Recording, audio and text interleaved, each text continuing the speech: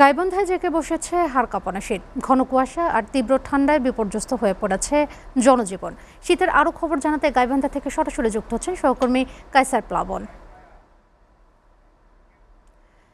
প্লাবন, গাইবান্ধায় তীব্র শীতে জনজীবনে কি প্রভাব পড়েছে, কি বলছে স্থানীয় আবহাওয়া অফিস, জানাবেন। রোদেলা, শুরুতে যদি বলি যে গাইবান্ধায় গত কয়েকদিন থেকে যে শীতের তীব্রতা সেটি যে পরিমাণে বাড়তে শুরু করেছিল, তবে আশার বাণী হলো যে আজকে প্রায় 7 দিন পর কিন্তু সূর্যের আলো কিছুটা দেখা মিলেছে, সেটি কয়েক ঘন্টার জন্য। এরপরে কিন্তু আবারও শীত পড়তে শুরু করেছে।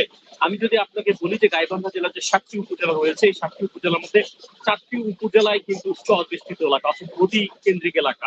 ফলে ওই এলাকার মানুষজন কিন্তু শীতে খুবই বিপর্যয় অবস্থায় রয়েছে। শীতের যে গরম পোশাকগুলো সেগুলো কিন্তু তারা খুব একটা কিনতে পারছে না, কারণ ওই এলাকার মানুষজন তারা শ্রমজীবী মানুষ, তারা আসলে প্রতিদিন তাদের কাজকর্মে যেতে হয়, কিন্তু তারা এই শীতের কারণে কিন্তু তাদের যে কর্ম সেটি কিন্তু তারা যেতে পারছে না। আর আরেকটি কথা না বলে নয় যে শীতজনিত যে রোগগুলো রয়েছে, বিশেষ করে নিউমোনিয়া, ডায়রিয়া, এই রোগীর সংখ্যা কিন্তু আমরা দেখেছি বাড়তে শুরু করেছে হাসপাতালে। যদি আমি বলি যে হাসপাতালের অবস্থা খুবই নাজুক, কারণ হলো যে পরিমাণ বেড ছিল, 50টি বেডের মতো ছিল, সেই 50টি বেড কিন্তু ভর্তি হয়ে গেছে, এবং তারা কিন্তু অনেক বারান্দায় এসে এই যে ছোট ছোট বাচ্চা যারা রয়েছে তাদের কিন্তু চিকিৎসা নিচ্ছে। আর একটু আগে আমি এখানকার যিনি জেলা প্রশাসক তার সাথে কথা বলেছি, তিনি বলেছেন যে শীত নিবারণের জন্য ইতিমধ্যে তারা শীত বস্ত্র বিতরণ করছে এবং এটি তাদের অব্যাহত রয়েছে। তো এই ছিল রোদেলা, গাইবান্ধা থেকে শীত নিয়ে সবশেষ খবর।